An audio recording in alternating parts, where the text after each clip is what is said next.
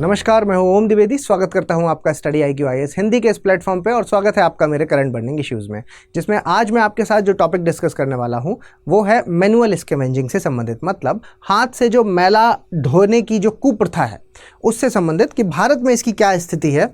और आज हम चर्चा करेंगे कि मैनुअल स्कैवेंजिंग होता क्या है। दूसरा, हम देखेंगे कि इससे जुड़े इश्यूज़ क्या हैं। इसके अलावा हम ये भी देखेंगे कि सरकार ने इसके लिए क्या क्या कदम उठाए हैं, क्या क्या गवर्नमेंट ने अभी तक स्टेप्स हैं जो वो इसके लिए उठाए हैं। और अंत में, लास्ट में, हम ये चीज़ इसमें देखेंगे कि मेंस में इसको आप किस तरह से अटेम्प्ट कर सकते हैं, है ना। मेंस में क्योंकि डायरेक्ट क्वेश्चन यहाँ से पूछा जा सकता है और बहुत अच्छे पॉइंट्स हैं जो वो आज मैं आपके साथ डिस्कस करूँगा। और जो मैं जिस तरह से करूँगा आप एज इट इज़ अपने आंसर में आप उसको लिख सकते हैं, ठीक है। चलिए, तो मैं सबसे पहले आपको न्यूज़ बता देता हूं कि देखिए न्यूज़ में जो आर्टिकल आया है वो क्या है कि 508 डिस्ट्रिक्ट हैं देश के अंदर जिनको मैनुअल स्कैवेंजिंग से फ्री कर दिया गया है, जो फ्री हो गए हैं। ये एक मिनिस्ट्री की रिपोर्ट है। कौन सी मिनिस्ट्री की रिपोर्ट है? ये है सामाजिक न्याय एवं अधिकारिता मंत्रालय है, जो उसकी रिपोर्ट के अनुसार कह रहे हैं कि आपके जो 508 डिस्ट्रिक्ट हैं, 508 टोटल कितने हैं? लगभग 766, है ना। अब आप इसको तारीफ कहेंगे या कमी कहेंगे? अब पता नहीं ये तारीफ करना चाह रही है सरकार अपनी या बुराई करना चाह रही है, हम उस पर नहीं जाएंगे। लेकिन मेरे हिसाब से, या आप खुद भी इस बात को समझते हैं कि 2023 चल रहा है और सन 2023 में अगर ये कहा जाए कि भारत के अंदर, है ना, एक तरफ हम बात करते हैं तकनीक की, टेक्नोलॉजी की, कि हम तकनीक में बहुत हाई रिच हो गए हैं। हम इस साल G20 की अध्यक्षता कर रहे हैं, ठीक है। G20 हमारे यहाँ हो रहा है और उस पर हम मुद्दे भी उठा रहे हैं इंटरनेट से संबंधित कि इंटरनेट से संबंधित जैसे हमने एक ISA बनाया, मतलब इंटरनेशनल सोलर अलायंस जैसे बनाया, वैसे ही इंटरनेट के लिए भी हमें ऐसा कुछ एक होना चाहिए जो कि साइबर सुरक्षा पर बात करे, साइबर सुरक्षा पर, है ना, कि सभी देश मिल करके साइबर सुरक्षा के ऊपर एक इस तरह का संगठन बनाए, ठीक है। तो एक तरफ हम बहुत ही हाई टेक्नोलॉजी की बात करते हैं कि भाई इंटरनेट हर जगह पे पहुंच चुका है, हम हाई टेक्निक रिसर्च के फेस में, डिफेंस के फेस में, मिलिट्री के फेस में, हर जगह पर तकनीक का इस्तेमाल कर रहे हैं। और एक जगह पर आप ये देख रहे हैं कि आज भी मैनुअल स्कैवेंजिंग है, जो वहाँ पर हमारी मशीनें नहीं पहुँच पाई हैं अभी तक, है ना। क्योंकि आप ये बात समझ पा रहे हैं कि 508 जो डिस्ट्रिक्ट हैं वो हैं जो मैनुअल स्कैवेंजिंग से फ्री हो गए हैं, लेकिन अभी भी बहुत सारी जो समस्याएं हैं, तो इनको हम क्रमबद्ध तरीके से देखेंगे और चर्चा करेंगे कि मैनुअल स्कैवेंजिंग होता क्या है, मैनुअल स्कैवेंजिंग क्या होता है, इससे जुड़े इश्यूज़ क्या हैं वो भी देखेंगे, गवर्नमेंट के द्वारा उठाए गए जो कदम हैं, जो स्टेप्स हैं, उन पर भी हम बात करेंगे और लास्ट में क्वेश्चंस पर भी हम बात करेंगे, ठीक है। चलिए और शुरू करते हैं। और शुरू करने से पहले मैं आपको एक इंपॉर्टेंट इन्फॉर्मेशन दे देता हूं जो कि हमारे बैच 6 से रिलेटेड है। ऐसे विद्यार्थी जो हिंदी मीडियम में UPSC की तैयारी करना चाहते हैं उनके लिए स्टडी IQ IAS हिंदी ने बैच 6 लॉन्च कर दिया है। अगर मैं फ़ीस की बात करूं तो फ़ीस है इसकी 30,500, लेकिन अगर आपने मेरा कोड ओम लाइव इस्तेमाल किया तो ओम लाइव कोड के इस्तेमाल करते ही आपकी जो फीस है वो 17,499 हो जाएगी। तो इस फीस में ये एडमिशन आप ले सकते हैं। इस कोर्स की शुरुआत आज 7 जून से हो रही है शाम के 6 बजे, ठीक है। तो यहाँ पर आप आसानी से एडमिशन ले सकते हैं। अब चलते हैं अपने टॉपिक की तरफ, जिसमें सबसे पहले मैं आपको ये बता दूं कि मैनुअल स्कैवेंजिंग क्या होता है, ठीक है। मैनुअल स्कैवेंजिंग को आप ऐसे समझिए कि अगर किसी मानव के द्वारा फैलाई हुई गंदगी को, कहाँ से? आपके जो स्ट्रीट्स हैं, जो सड़कें हैं वहाँ से, या आप ये कह सकते हैं कि आपकी जो ड्राई लेट्रिन्स, ठीक है, ड्राई लेट्रिन्स, सेफ्टी टैंक, सीवर, ठीक है, इन सब जगहों से जब मल को या गंदगी को इंसान खुद से अपने हाथों से उनको साफ करता है या हटाता है, तो ये सब मैनुअल स्कैवेंजिंग के अंतर्गत आता है, ठीक है। तो जैसे ही आप ये बात समझते हैं तो यहाँ पर आपको जो मेनली समझ में आ रहा है, जो इशू समझ में आ रहा है, वो 2 इशू आपके दिमाग में आ रहे होंगे। एक सबसे पहला इशू जो आपके दिमाग में आ रहा है वो क्या है? वो है आपके पास कास्ट के बेस पर, क्लास के बेस पर, और आप कह सकते हैं इनकम के बेस पर यहाँ पर डिवाइड होना।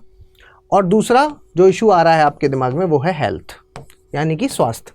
ठीक है, क्योंकि यहाँ पर ये जो मैनुअल स्कैवेंजिंग है, ये इसमें मान लीजिए कि गड्ढे के अंदर कोई आदमी उतरा, और जब वो उतरेगा तो वहाँ पर तमाम तरह की जहरीली गैसें हैं जो वो आती हैं, जिससे दिमाग पर जो डायरेक्ट असर करती हैं और हेल्थ पर बुरा प्रभाव पड़ता है, जिसकी वजह से मृत्यु तक हो जाती है। ठीक है, डेथ हो जाती है। तो ये एक बड़ी समस्या है। और इसके अलावा जो दूसरी समस्या है वो है आपके दिमाग में जो आ रही है वो है डिस्क्रिमिनेशन की, है ना। डिस्क्रिमिनेशन किस बेसिस पर? कास्ट के बेसिस पर, क्लास के बेसिस पर और इनकम के बेसिस पर यहाँ पर डिवाइड देखने को आपको मिलेगा, है ना। तो ये एक बड़ी समस्या है जिसको आपको देखना है। देखिए, जैसे ही मैं आपको ये बताता हूँ कि 1993 में, ठीक है, 1993 में ही जो मैनुअल स्कैवेंजिंग है इसको ख़त्म कर दिया गया है।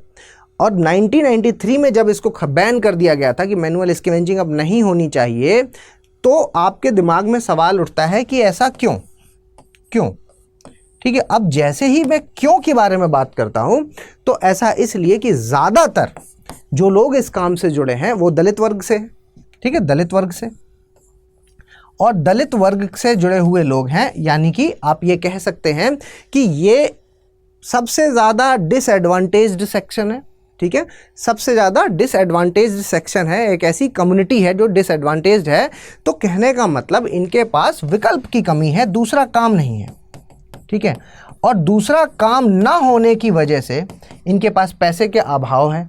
तो पैसे का अभाव होते ही यहाँ मजबूरी कहाँ आ जाती है कि ये काम करना पड़ता है। भाई कोई भी इस काम को कब क्यों प्रेफर करेगा? अगर उसके पास कोई विकल्प होगा तो वो दूसरा काम कर लेगा। ठीक है, तो क्योंकि यहाँ पर विकल्प नहीं है, प्लस दूसरी चीज़ कि यहाँ पर क्या है कि ये एक वर्ग के लिए ही कहा गया है कि ये काम यही वर्ग कर सकता है, बाकी दूसरा वर्ग इसमें नहीं कर सकता। ठीक है, तो ये भी एक चलन समाज में चल रहा है। तो समाज के स्तर में भी आप देख रहे हैं, स्वास्थ्य के स्तर में भी आप देख रहे हैं, एथिकल कंसर्न भी आप देख रहे हैं। तो ये सारी चीज़ें हैं जो ये आपको यहाँ पर इश्यूज जो समझ में आ रहे हैं। ठीक है, कि ये कुछ इश्यूज हैं जिन पर आपका ध्यान जाना चाहिए। तो ये तो रहे आपके इश्यूज वाली बात। ठीक है, और इश्यूज में मेन चीज़ है कि ये भाई कर क्यों रहे हैं, तो क्यों का रीज़न आपके सामने है कि भाई इस वजह से ये चीज़ कर रहे हैं। अब देखिए, दो चीज़ें होती हैं। अगर मैं टैंक की बात करूँ, क्योंकि यहाँ पर मेनली क्या टैंक में उतरने की बात हो रही है बार बार, तो जब मैं टैंक के बारे में बात करता हूँ, सेफ्टी टैंक की बात कर रहा हूँ मैं, सेफ्टी टैंक, तो देखो वो होते हैं दो प्रकार के। एक होते हैं ट्विन पिट वाले, मतलब दो गड्ढों वाले, ट्विन पिट, ठीक है, जिसमें दो गड्ढे होते हैं, एक इधर और एक इधर। तो इसमें तो कोई समस्या नहीं है, क्योंकि इसमें क्या है कि इधर से मल जाता है मलबा और दूसरी तरीके से निकल जाता है, दूसरी तरफ से वो निकल जाता है। ठीक है, तो मशीन की मदद से ये काम करा जा सकता है। लेकिन जो एक सिंगल पिट वाले हैं, सिंगल गड्ढे वाले हैं, जो उसमें कोई भी समाधान नहीं है, और क्योंकि कोई भी समाधान नहीं है तो इंसान को ही उसको साफ करना पड़ता है। ठीक है, तो ये एक बड़ी समस्या है। तो गड्ढे का आपको ये चीज़ आपको समझनी होगी कि सेफ्टी टैंक है जो, तो उसमें सबसे बड़ी समस्या है जो वो सिंगल पिट यानी कि सिंगल गड्ढे वाले के साथ है। ठीक है, अब रही बात कि भाई नियम क्यों नहीं बनाए जा रहे हैं इसमें अलग अलग, तो आप खुद भी तो सोचो ये बात कि नियम जो बनाएगा, अगर वो ये ऐसा नियम बनाता है कि हम खुद ही साफ़ कर लेंगे, है ना, और ये अलाउड नहीं है, कोई इसमें एम्प्लॉयमेंट नहीं होगा मान लीजिए, तो उसका खुद का जो गंदगी है वो कौन साफ़ करेगा? तो इसलिए कई बार ये देखा जाता है कि ये वाला जो पार्ट है ये इग्नोर हो जाता है। ठीक है, इस पर बहुत ज़्यादा ध्यान नहीं दिया जाता और ये इग्नोर हो जाता है, और एक तबका है वो लगातार इससे पीड़ित है। ठीक है, प्रभावित हो रहा है आप कह सकते हैं। ठीक, अब अगर मैं आपको गवर्नमेंट के द्वारा उठाए गए स्टेप्स की बात करूं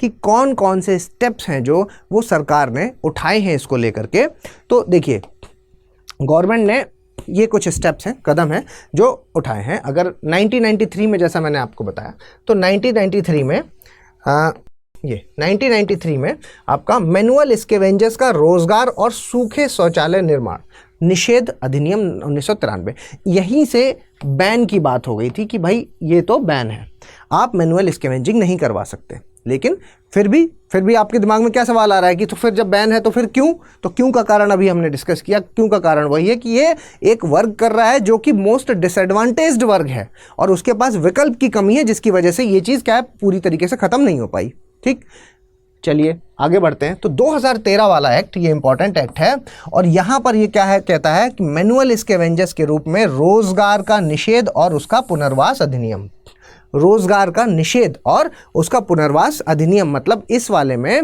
रिहेबिलिटेशन पुनर्वास के बारे में बात की गई है। यहाँ पर कहीं कहा गया है 3 बातें, एक रिहेबिलिटेशन पुनर्वास, दूसरा री स्किल मतलब कौशल, है ना, कौशल देने के बारे में बात की कि भाई इनको दूसरी स्किल दीजिए क्योंकि इनके पास स्किल की कमी है, तो जिसकी वजह से दूसरा काम नहीं कर पाते। और फिर जब स्किल दीजिए तो साथ में अपॉर्चुनिटी, ठीक है, अपॉर्चुनिटी भी तो दीजिए। जब अपॉर्चुनिटी होगी उनके पास दूसरी, तब तो वो दूसरा काम करेंगे। तो यहाँ पर इस वाले एक्ट में 3 चीज़ों के बारे में बात की गई है जो आपको याद रखना है, ठीक है।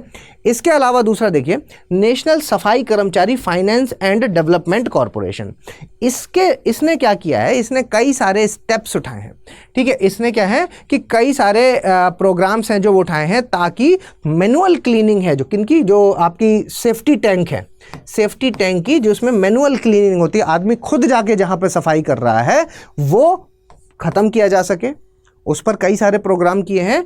इसके अलावा ये बात करता है मशीनीकरण की, ठीक है, मैकेनाइजेशन की, मशीनीकरण की बात करता है कि भाई ये काम है जो मशीन के स्तर से करवाना चाहिए, ये आदमी के लिए प्रतिबंधित होना चाहिए। तो कई सारे प्रोग्राम्स हैं जो इसके यहाँ पर सरकार ने उठाए इसके तहत, ठीक है। इसके अलावा अगला देखिए, मैनुअल स्कैवेंजर्स के पुनर्वास के लिए स्वरोजगार योजना, जो ये स्वरोजगार योजना की बात है, यहाँ पर क्या है कि सेल्फ एम्प्लॉयमेंट स्कीम है, जो इसके तहत अगर कोई खुद करना चाहता है, ठीक है, तो सरकार ने कहा है कि भाई सैनिटेशन में के मामले में अगर आप खुद से ये काम करना चाहते हैं, मतलब कि कोई अगर ये कहे कि नहीं भाई हम अपने मोहल्ले में या हम लोग मिल कर के ये काम करेंगे और इसके लिए हम व्यवस्था बनाएंगे अपनी, तो उसके लिए सरकार ने कहा है कि ठीक है, हम 5 लाख तक की सब्सिडी, आपको जो भी इक्विपमेंट्स लगेंगे उसके तहत हम आपको 5 लाख तक की सब्सिडी है जो वहाँ पर देंगे। इसके अलावा आपने एक चीज़ और सुनी होगी जो कि यहाँ पर मेंशन नहीं है,